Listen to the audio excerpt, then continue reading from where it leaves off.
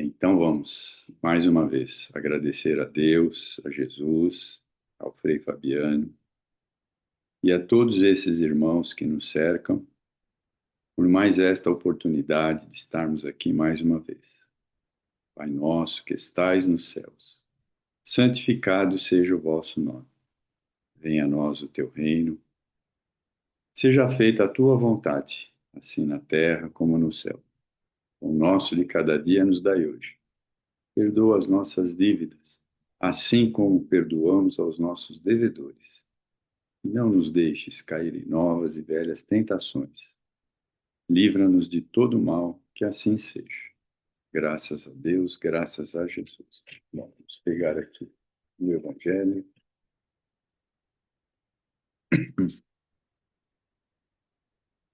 Capítulo 27. Pedi e obtereis.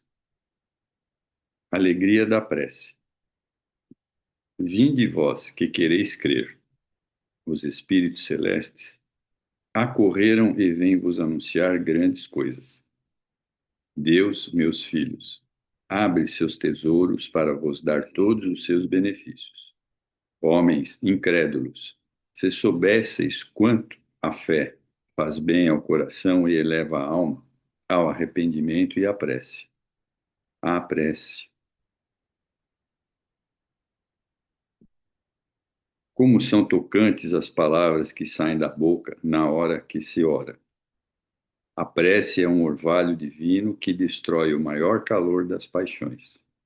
A filha primogênita da fé, ela nos conduz ao caminho que leva a Deus.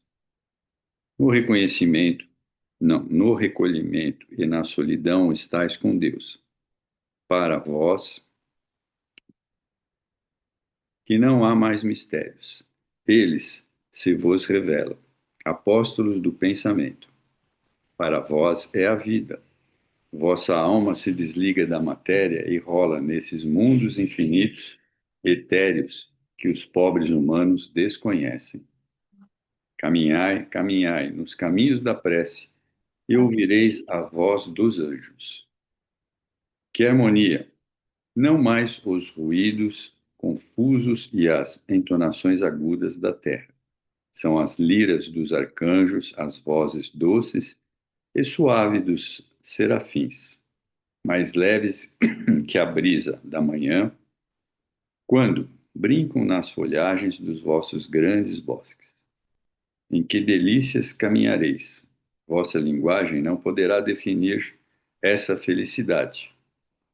Tanto entrará por todos os poros, quanto a fonte na qual bebe, orando, é viva e refrescante. Vossas doces, vozes doces, embriagadas de perfume, que a alma ouve e saboreia quando se lança a essas esferas desconhecidas e habitadas pela prece. Sem misturas de desejos carnais, todas as aspirações são divinas. E vós também orai como Cristo, levando sua cruz no Gólgota ao Calvário.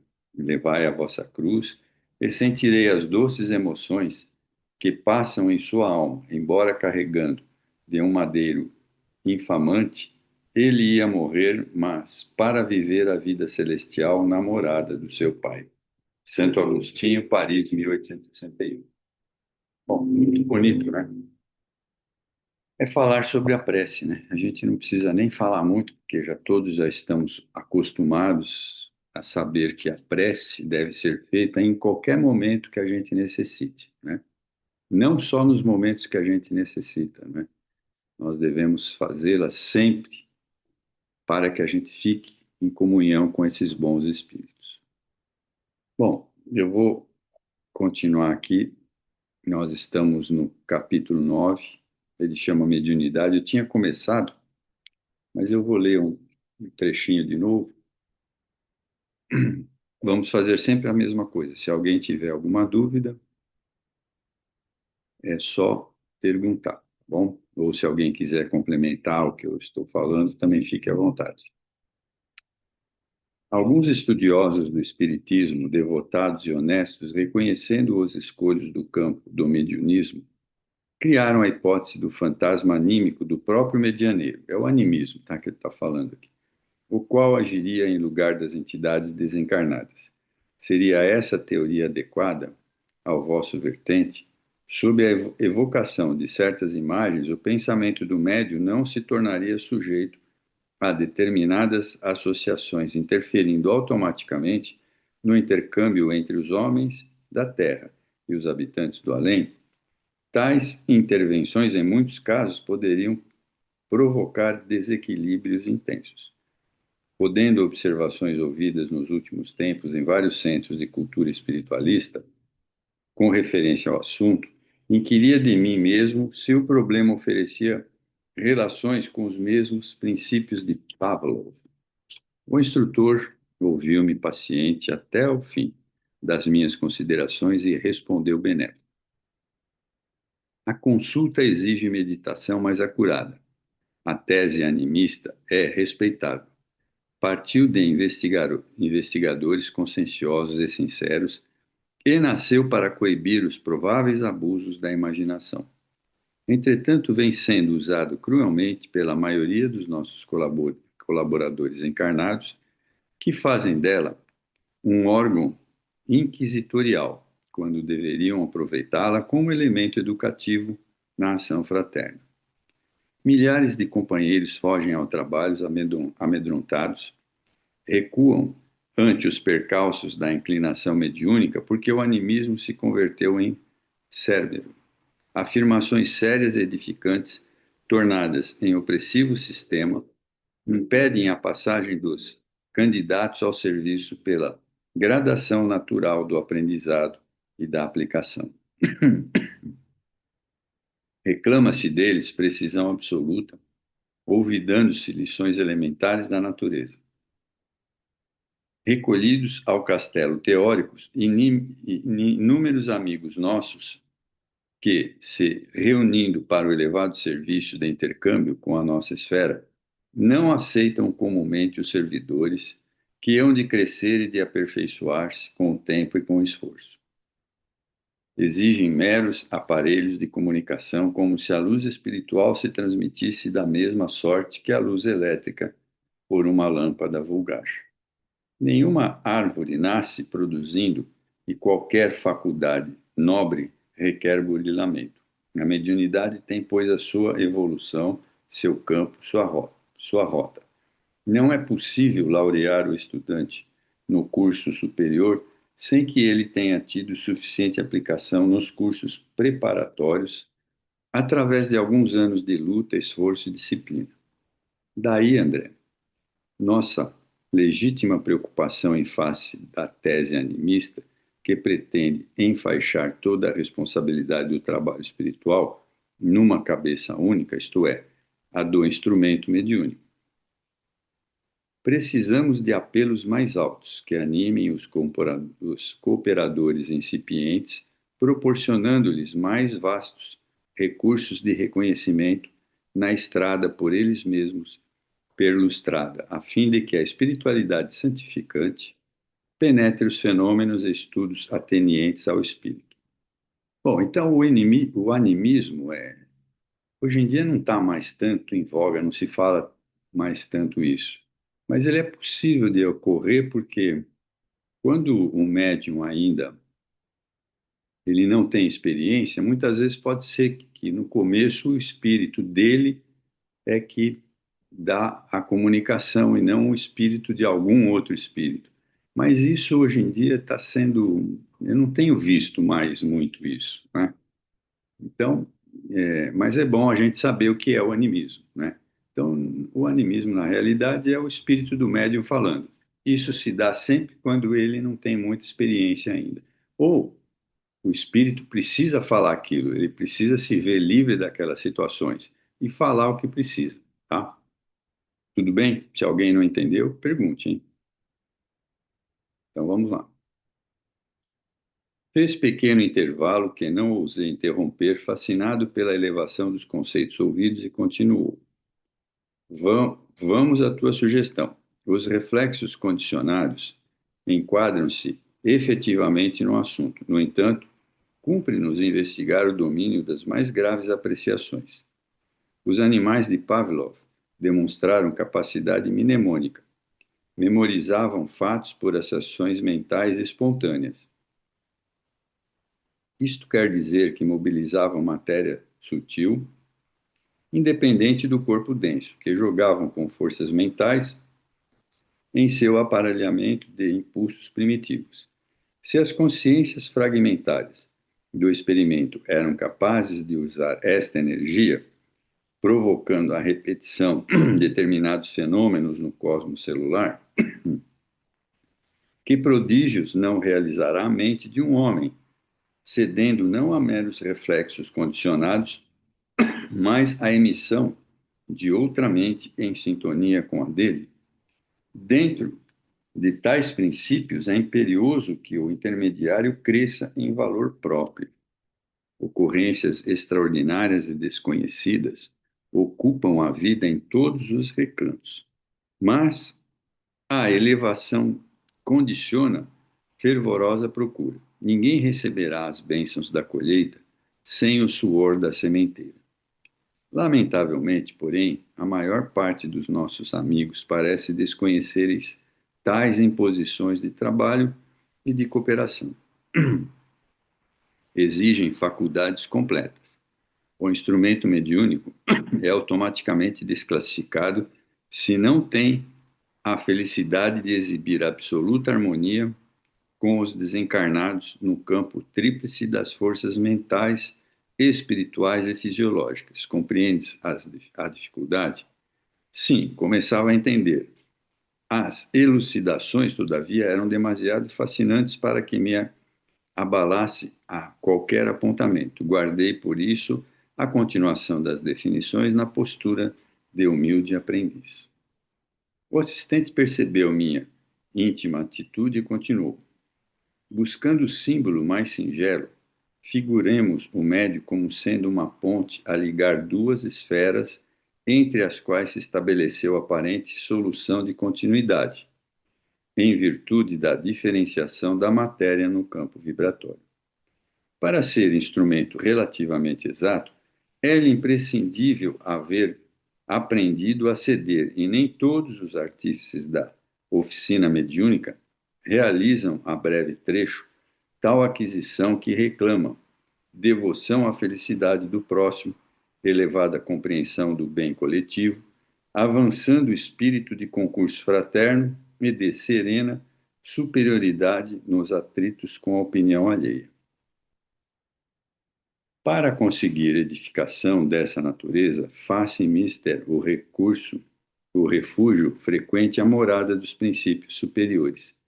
A mente do servidor há de fixar-se nas zonas mais altas do ser, onde aprenderá o valor das concepções sublimes, renovando-se a quintessenciando-se para constituir elemento padrão dos que lhe seguem a trajetória. O homem, para auxiliar o presente, é obrigado a viver no futuro da raça. A vanguarda impede-lhe a soledade e a incompreensão, por vezes dolorosas. Todavia, essa condição representa artigo da lei que nos estatui adquirir para podermos dar. Ninguém pode ensinar caminhos que não haja percorrido. Nasci dali e, em se tratando da mediunidade edificante, a necessidade de fixação das energias instrumentais no santuário mais alto da personalidade, fenômenos não lhes importa a natureza. É forçoso reconhecer que se assemelham à criatura em toda parte. A ciência legítima é a conquista gradual das forças e das cooperações da natureza, que se mantêm ocultas à nossa caminhada, à nossa acanhada apreensão. E como somos filhos do Deus revelador, infinito em grandeza, é de esperar tenhamos sempre à frente iluminados campos de observação, cujas portas se abrirão ao nosso desejo de conhecimento à maneira que agradeçam nossos títulos meritórios.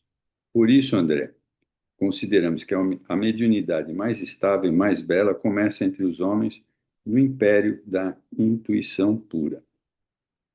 Então, é sempre a mesma receita, né? Estudo, prece, né? E policiar os pensamentos. E aí a gente consegue a comunicação com os bons espíritos.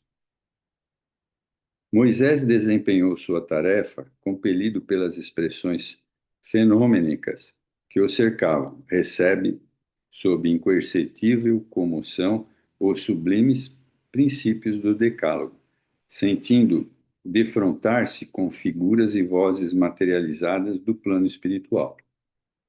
Entretanto, ao mesmo tempo que transmite o não matarás, não parece muito inclinado a um inquebrantável respeito pela vida alheia. Sua doutrina venerável, embora baseia-se no exclusivismo e no temor. Com Jesus, o aspecto da mediunidade é diferente. Mantém-se o mestre em permanente contato com o Pai através da própria consciência, do próprio coração, transmite aos homens a revelação divina, vivendo-a em si mesmo, não reclama justiça, nem pede compreensão imediata. Ama as criaturas e serve-as, mantendo-se unido a Deus. Em razão disso, a Boa Nova é mensagem de confiança e de amor universal. Vemos, pois, dois tipos de medianeiros do próprio céu, eminentemente diversos, mostrando qual o padrão desejável. No mediunismo comum, portanto, o colaborador servirá com matéria mental que lhe é própria, sofrendo-lhe as imprecisões naturais diante da investigação terrestre, e, após adaptar-se aos imperativos mais nobres da renúncia pessoal, edificará não de improviso, mas à custa de trabalho incessante, o templo interior de serviço, no qual reconhecerá a superioridade do programa divino acima dos seus caprichos humanos, né? Atingida essa revelação, estará preparado para sintonizar-se com o maior número de desencarnados e encarnados, oferecendo-lhes, como a ponte beneficiadora, oportunidade de se encontrarem uns com os outros, na posição evolutiva em que permanecem através de entendimento construtivo. Devo dizer que não cogitamos aqui de faculdades acidentais que aparecem e desaparecem entre candidatos ao serviço sem espírito de ordem e de disciplina. Verdadeiros balões de ensaio para os voos do porvir. Referimos-nos à mediunidade aceita pelo cooperador e imobilizável em qualquer situação para o bem geral. Então é bem isso mesmo, né? É seguir o que a gente tem sempre falado, o que a gente sempre lê, né? Para que a gente tenha uma comunicação boa junto com os espíritos, né? Não tem segredo. Eu sei que é difícil, mas é assim, é até simples, né? Estudo, prece, pensamentos elevados e aí vai. Comentando atividades e tarefas, devemos salientar os padrões que lhes digam respeito, e este é o característico da instrumentalidade espiritual nas esferas superiores. Logicamente, é impossível alcançá-lo de vez. Toda obra impõe começo. Como revelasse nos olhos a indomável comoção que se apossara de mim ante os conceitos ouvidos, o assistente modificou a inflexão da voz e tranquilizou-me. Reportando-nos ainda ao Cristo, importa-nos reconhecer que o Mestre viveu insulado no monte divino da consciência, abrindo caminho aos vales humanos.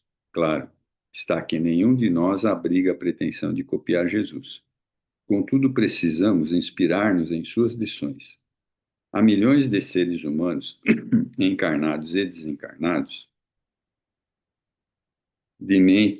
encarnados e desencarnados, de mente fixa na região menos elevada dos impulsos inferiores, absorvido pelas paixões instintivas, pelos remanescentes do pretérito envilecido, preso aos reflexos condicionados das comoções perturbadoras a que, inermes, se entregaram. Outros tantos mantêm-se jungidos à carne e fora dela na atividade desordenada, em manifestações afetivas sem rumo, no apego desvairado à forma que passou à situação que não mais se justifica.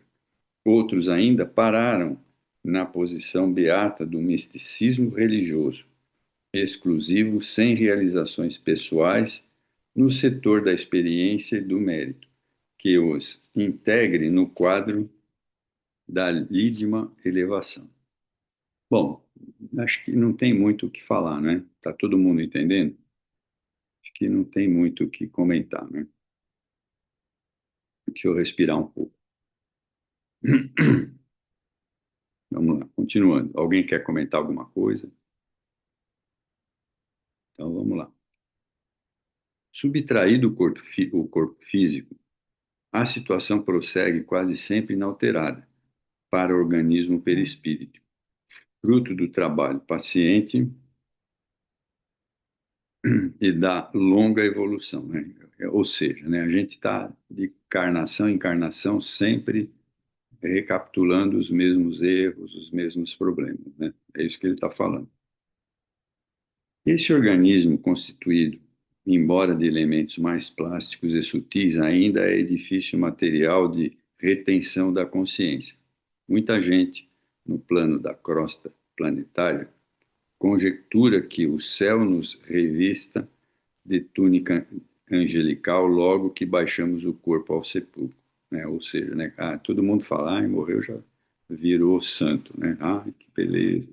Era uma ótima pessoa, né? Mas a gente não sabe, né? Isto, porém, é grave erro no terreno da expectativa. Naturalmente, não nos referimos nessas considerações a espíritos da estofa de um Francisco Xavier, nem às criaturas extremamente perversas, uns e outros não cabíveis em nosso quadro. O Zenit e o nadir da evolução terrestre não entram em nossas cogitações. Falamos de pessoas vulgares, quais nós mesmos, que nos vamos em jornada progressiva mais ou menos normal, para concluir que tal o estado mental que alimentamos, tais as inteligências desencarnadas ou encarnadas que atraímos, e das quais nos fazemos instrumentos naturais, embora de modo indireto, né? Ou seja, são aqueles espíritos que estão sempre do nosso lado, né? E estão sempre nos mostrando o caminho que eles querem, né? Não o que nós queremos, né? Estão sempre atrás da gente. E a realidade, meu amigo, é que todos nós que nos contamos por centenas de milhões não prescindimos de medianeiros iluminados, aptos a colocar-nos em comunicação com as fontes do suprimento superior. Necessitamos do auxílio de mais alto. Requeremos o concurso de benfeitores que demoram acima das nossas paragens. Por isso, há que organizar recursos de receptividade. Nossa mente sofre sede de luz como o organismo terreno tem fome de pão. Amor e sabedoria são substâncias divinas que nos mantêm a vitalidade. O instrutor fez breve interrupção e acrescentou: compreendes agora a importância da mediunidade, isto é, da elevação das nossas qualidades receptivas para alcançarem a necessidade de sintonia com os mananciais da vida superior? Sim, respondi, entendera-lhe as observações, ponderando-lhes a magnitude. Não é serviço que possamos organizar da periferia para o centro, prosseguiu Calderaro, e sim do interior, quer dizer, do interior nosso, né, para o exterior. O homem encarnado, quase sempre empolgado pelo sono da ilusão, poderá começar pelo fenômeno, a maneira, porém, que desperta as energias mais profundas da consciência, sentirá a necessidade do reajustamento e regressará à causa de modo a aperfeiçoar-se os efeitos. A obra de construção de tempo, paciência. Veja, eu acho que isso é sempre uma coisa que a gente tem que levar em consideração, né? A mediunidade, ela demora, Não é de dia para a noite que a gente consegue ter a mediunidade como nós gostaríamos. Ela leva tempo. Por quê? Porque precisa estudar, precisa ter paciência, né? Então, tudo isso é um aprendizado para cada um de nós. A paciência e muito estudo. Tudo bem? Alguém quer comentar alguma coisa? Vitor, tudo em ordem aí? Pôs uma blusinha? Então vamos lá. Tudo bem, meu amigo.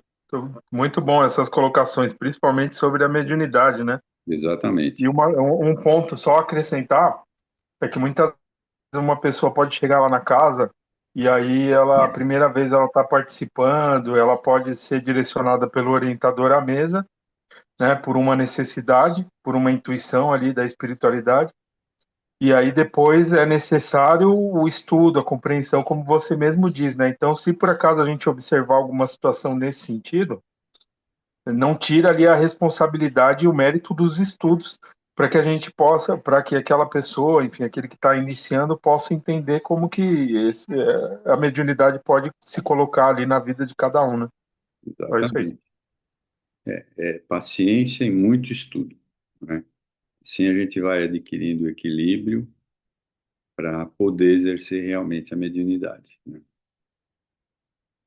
Então vamos lá. Chegados a essa altura da conversação, o orientador convidou-me ao serviço de assistência à dedicada senhora médium em processo de formação, que lhe vinha recebendo socorro para prosseguir na tarefa com a fortaleza e serenidade indispensáveis. Então vamos ver agora. Propiciando meu feliz ensejo, meu gentil interlocutor concluiu: o caso é oportuno.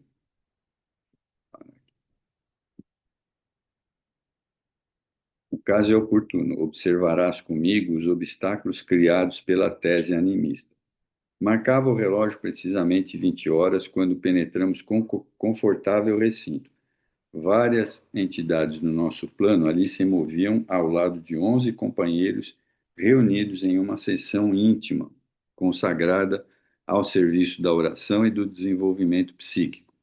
Logo à entrada, recebeu-nos atenciosa colega a quem fui apresentado com sincera satisfação. Então, quer dizer, era uma reunião mediúnica, tá? Recebi dele de início informações condensadas que anotei contente. Fora igualmente médico. Deixar a experiência física antes de concretizar velhos planos de assistência fraternal aos seus inumeráveis doentes pobres. Guardava o júbilo de uma consciência tranquila, zelar o bem geral quando lhe fora possível. Contudo, entrevendo a probabilidade de fazer algo além túmulo, recebera permissão para cooperar naquele reduzido grupo de amigos, com o objetivo de efetuar certo plano de socorro aos enfermos desamparados. O intercâmbio com os desencarnados não poderia transformar os homens em anjos de um dia para o outro, mas poderia ajudá-los a ser criaturas melhores. Impossível seria instalar o paraíso na crosta do mundo em algumas semanas. Entretanto, era lícito cooperar no aprimoramento da sociedade terrestre, incentivando-se a prática do bem e a devoção à fraternidade. Para esse fim, ali permanecia interessado em contribuir na proteção aos doentes menos aquinhoados.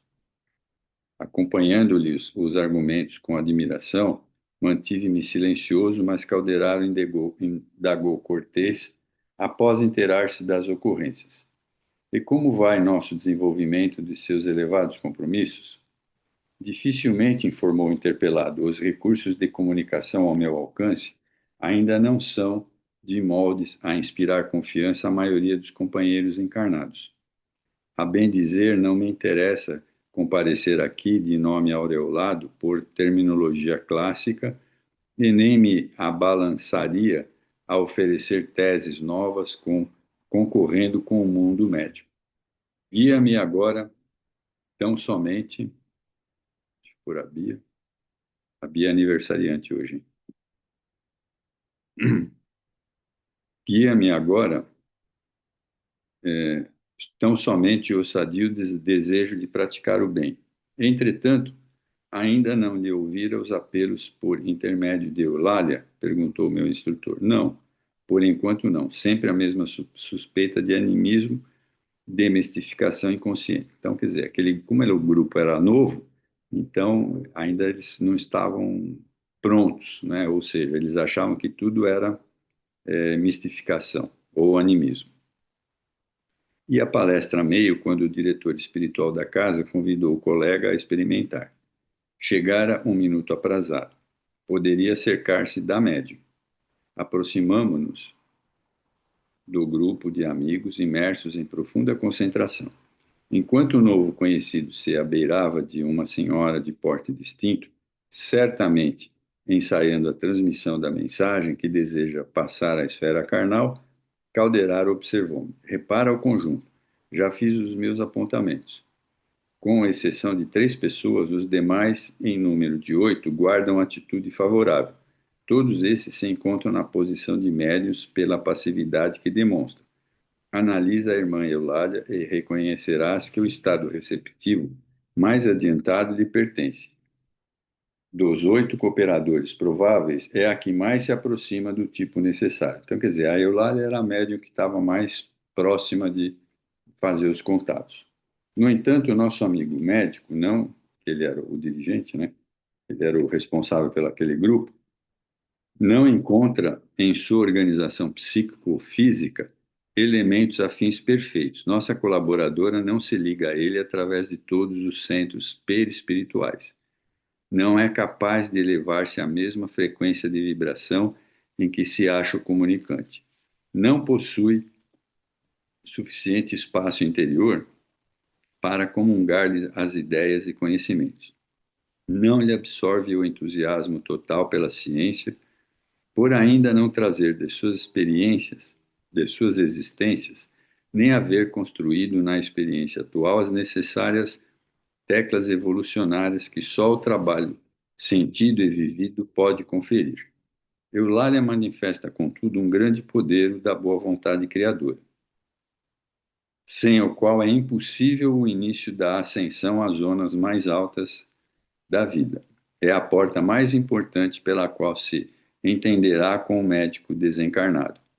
Este é seu turno para realizar o trabalho.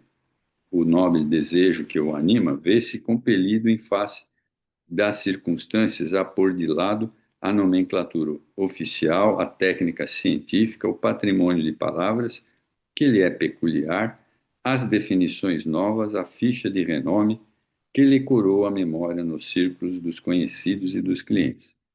Poderá identificar-se com Eulália para a mensagem precisa, usando também, ao seu turno, a boa vontade. E adotando desta forma de comunicação, valer-se-á, acima de tudo, da comunhão mental, reduzindo ao mínimo a influência sobre os centros neuropsíquicos. É que, em matéria de mediunismo, há tipos idênticos de faculdades, mas enormes desigualdades nos graus de capacidade receptiva, aos quais variam infinitamente como as pessoas. Eu vou parar aqui, porque aí ele vai entrar mais nos detalhes, né? Então, melhor parar aqui. Bom, não está difícil de entender, né? Que ele está descrevendo um grupo agora, né?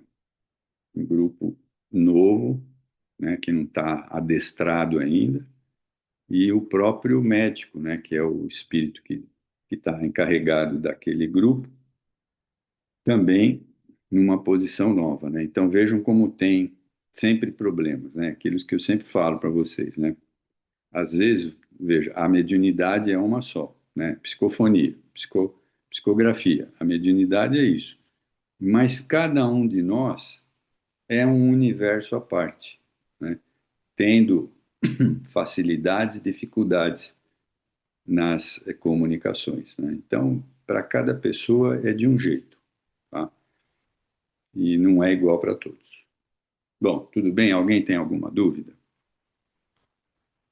Então, a gente vai fazer o seguinte: nós vamos chamar a segunda turma, a Bia vai chamar. Parabéns, Bia, pelo aniversário. E aqueles que puderem ficar, estaremos na segunda parte. Quem não puder ficar, não tem problema nenhum. A gente se vê ou amanhã ou durante a semana, tá? Então, vamos, vamos dar início ao fim da nossa reunião, agradecendo a Deus, a Jesus, ao Frei Fabiano, principalmente, que patrocina todas as nossas mediunidades, que permite que a gente vá à casa dele, mesmo sendo cada um de nós espíritos muito difíceis ainda.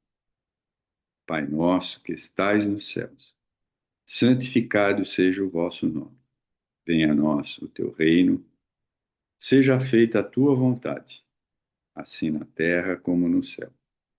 Pão nosso de cada dia nos dai hoje.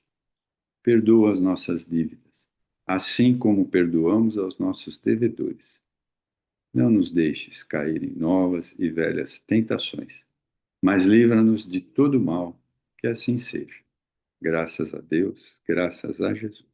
Bem, então eu desejo uma boa noite a todos. O nosso trabalho aqui está encerrado. Quem puder ficar na segunda parte, tudo bem. Quem não puder, paciência. Tá bom, gente? Obrigado e boa semana a todos. Boa noite. Parabéns, Bia. Boa semana. Boa noite, parabéns, Bia, e até amanhã. Tchau, Bia, tchau. de volta. Obrigada, obrigada, Carlos. Obrigada, Cláudia. Tchau, tchau. Tchau, tchau.